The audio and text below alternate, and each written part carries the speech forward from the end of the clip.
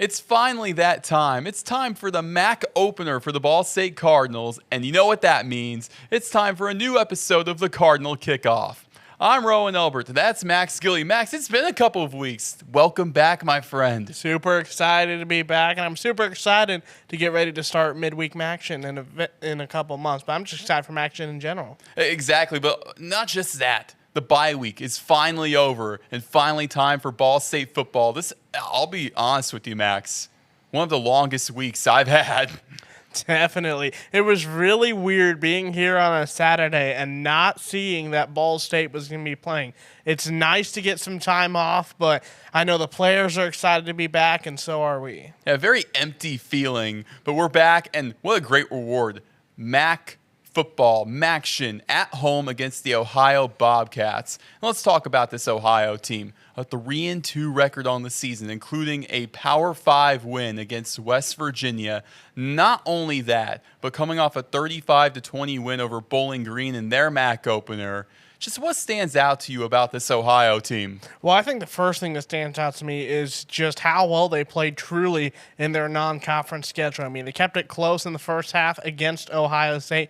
We mentioned that they got the win, of course, against West Virginia in Ohio, but they also played a really close game that went down to the wire against Rutgers. So I think the thing that I really noticed the most about this Ohio team is that, hey, they're a really good football team. And a big part of that is Parker Navarro, Max, a quarterback who has honestly been one of the best quarterbacks in the entire Mid-American Conference, even going back to last season, leading the conference in touchdowns and completion percentage.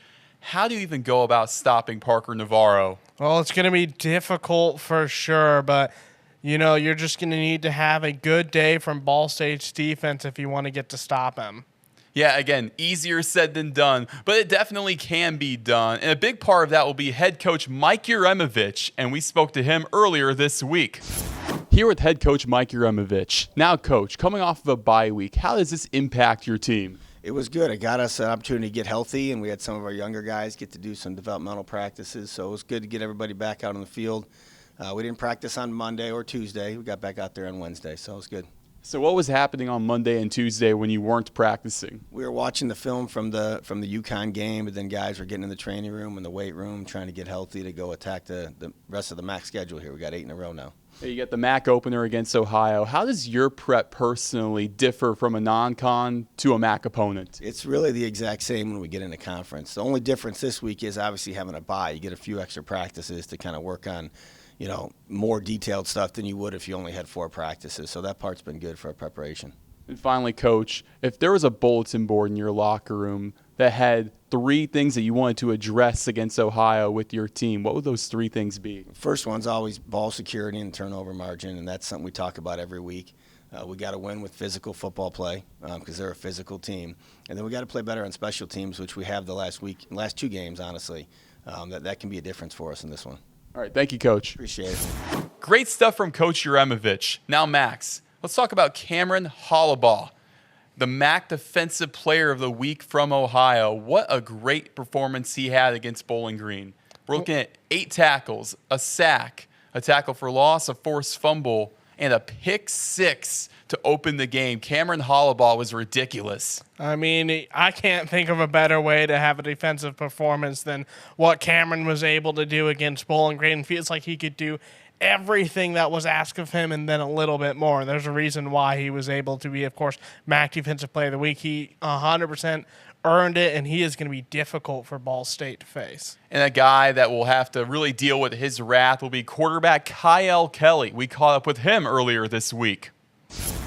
Here with quarterback Kiael Kelly. Now, Kiael, when it comes to preparation, how does that differ from a MAC opponent in Ohio to just a regular non-conference? It's the same. Just with it being a MAC team, you kind of know a little bit more about them. You know more about the people that they play. So I guess it makes it easier as far as a preparation standpoint. But just you attack all the games the same pretty much. And when it comes to your passing attempts, they're going up game by game. Why do you think that is?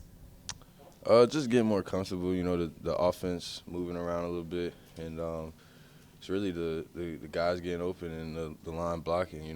We're clicking as an offense better. So I think that attributes to, what the numbers going up, really on the rushing numbers and the passing numbers. Yeah, what goes into being more comfortable as a passer? Just the reps and just being able to, gel with your guys. Like the first couple games are always going to be rough because it's new. Everything we've been doing was in practice, so like once you get in the game, it's different. So I think we just needed to fill it out a little bit, and like now we see what we can do. We go out there and we play free. And finally, Kiael, what do you want to do personally? What's an aspect of your game that you want to improve going into Ohio? I want to take care of the ball. Last 2 games, I turned it over. So, that's been eating at me a little bit. But I know that if we take care of the football, we have a good chance of winning. All right, appreciate you, Kiael. Yeah, appreciate you. Back in the BetCM Ross SportsLink studios with more Cardinal Kickoff. I'm Roen Elbert. That's Max Gillie. Joining us today, the voice of the Ball State Cardinals, Mick Tidrow. How you doing, my friend? I'm doing great. Appreciate you both having me on the show. It's good to talk some Ball State and another busy week ahead. It really is, and especially for you, having to prepare for this big MAC opener for Ball State.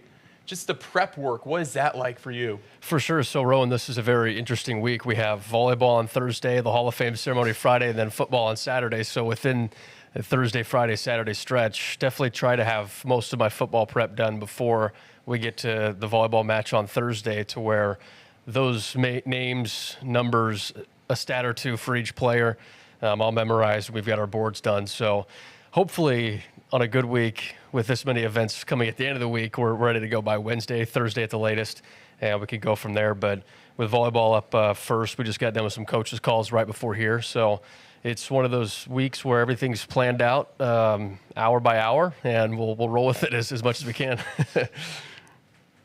So obviously, it's a big deal, MAC opener, and it's against Ohio. I guess you've done a lot of prep. I know Rowan has as well. For those who maybe haven't had a chance to look into this matchup, what are some of the key things that folks should know about Ohio? Yeah, so Ohio has a versatile quarterback, Parker Navarro, who is probably one of the best quarterbacks in the country. He was named a top 27 quarterback preseason, and he's delivered on that so far as a passer and as a rusher.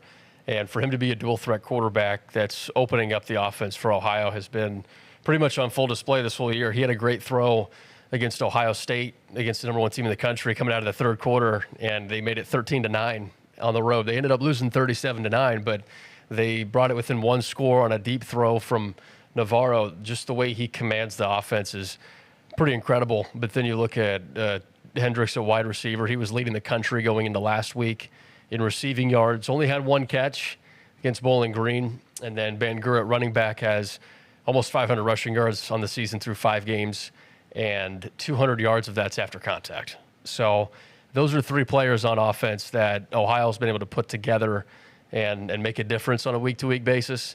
And what Ball State has got to key in on is making sure that Navarro can't do both passing and running at the same height of his powers, right? They figure out a way to slow him down in one regard.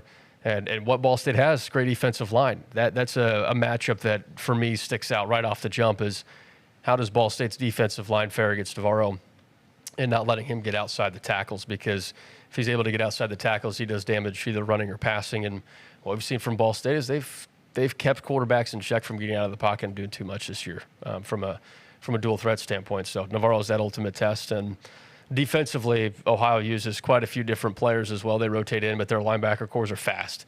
Up front on the defensive line, they do a lot of switching, and so they give offensive lines a headache from that standpoint. Their secondary's made some plays as well. So Ohio's got a lot to look at, but that's kind of the scouting report on the Bobcats is they've got a really good offense, and it's showed so far this year. And how do you think the bye week is going to affect Ball State? I think the bye week helps a lot because that's a chance to get healthy for one and give them a chance to see who's good to go against Ohio and who's not.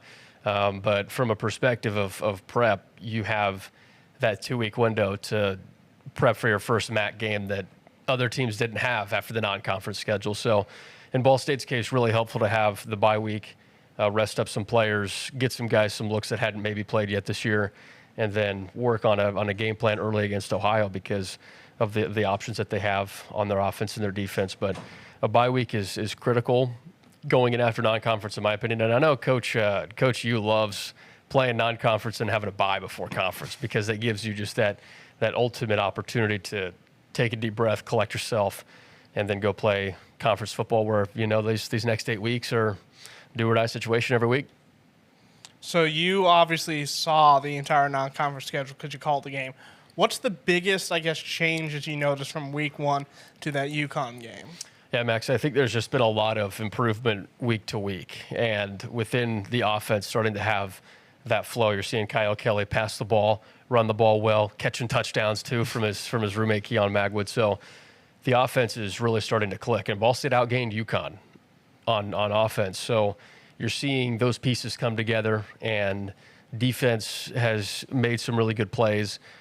So I think regardless of the final score at UConn, there were games within the game that Ball State was improving on from prior weeks. And the last 2 games have really shown how far they've come since the preseason to week 2 to week 4, now coming into week 6 already against Ohio. So, yeah, I think the improvement's been there across the board.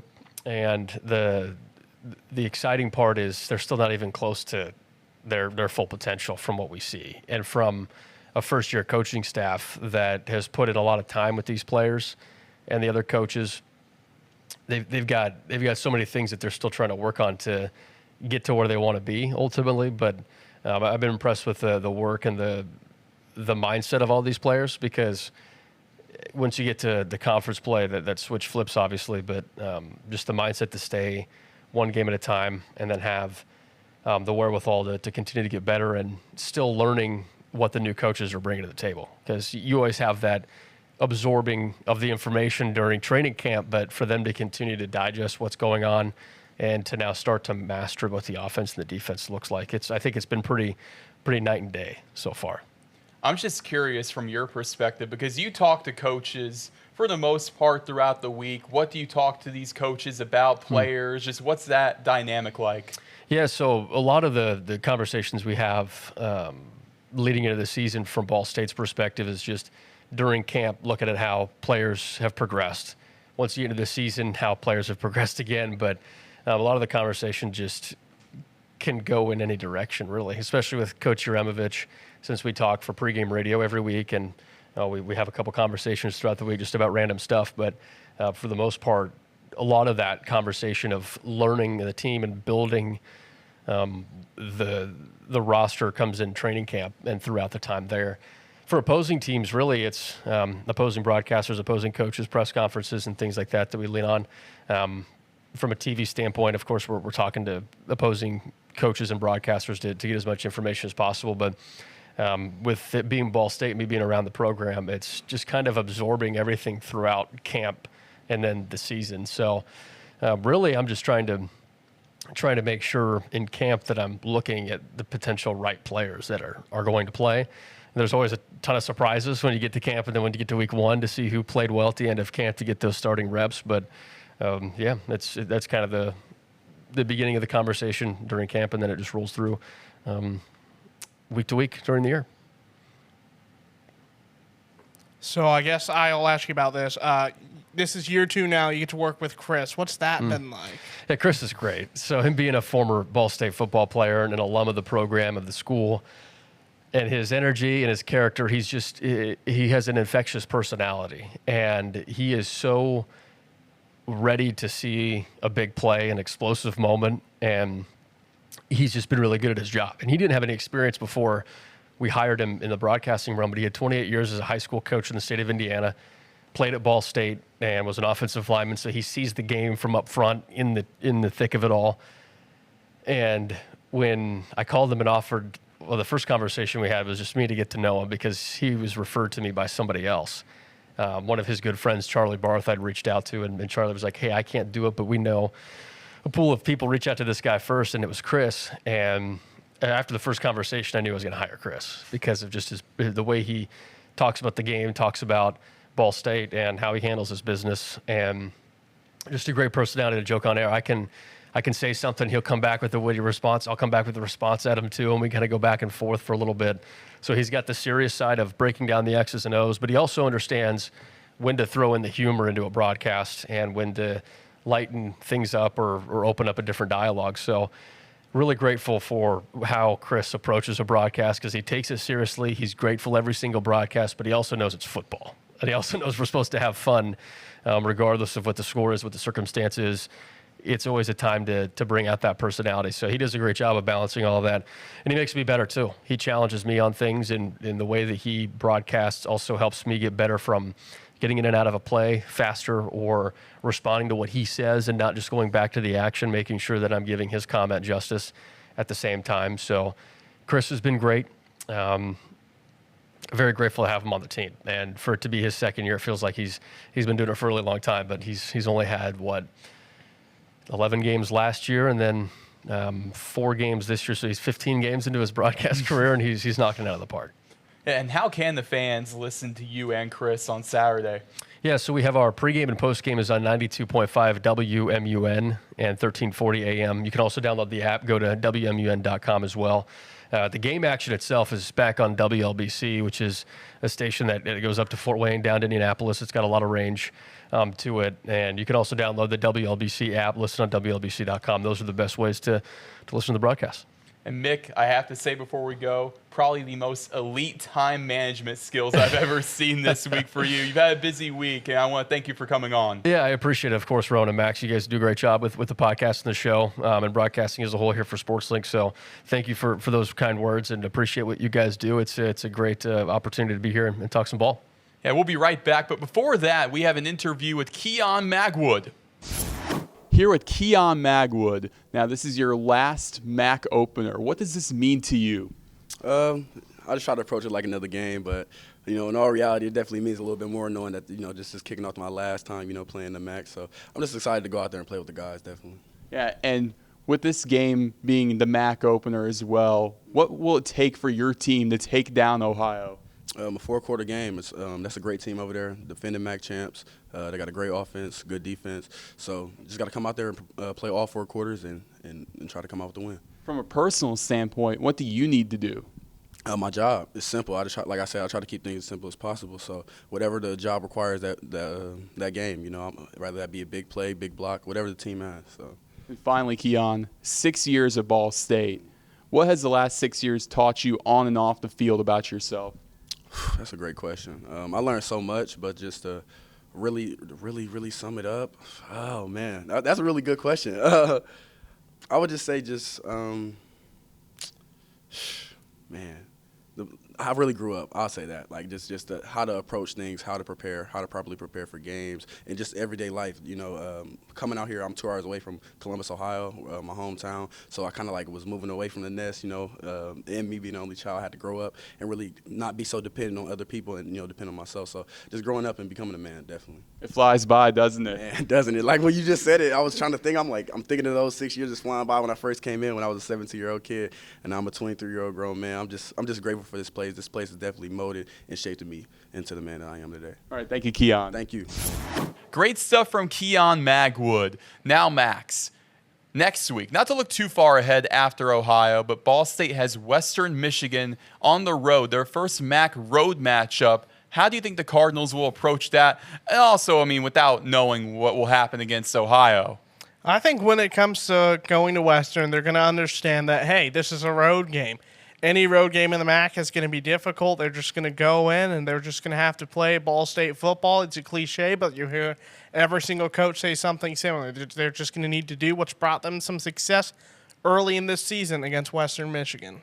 But going back to Ohio, what do you think is going through their heads? Last season, the MAC champions, the reigning MAC champions, 1-0 in MAC play. Then you go into Ball State this week. What do you think is going through their heads? I think what's going through their heads is probably the message of you can't overlook anyone. It's early in the Mid-American Conference play. They would love to go back to the MAC championship. You can't give up any early games in the MAC. So I think for Ohio, they've been told, hey, even though this is Ball State, we still need to go in there and give 100%. Indeed, they will have to. It'll be a fun one, and that's it for the Cardinal Kickoff. I'm Roen Elbert. That's Max Gillie. The Ball State Cardinals at noon this Saturday will be taking on the Ohio Bobcats at home, and that's it for us. The Cardinal Kickoff is a Ball State SportsLink production.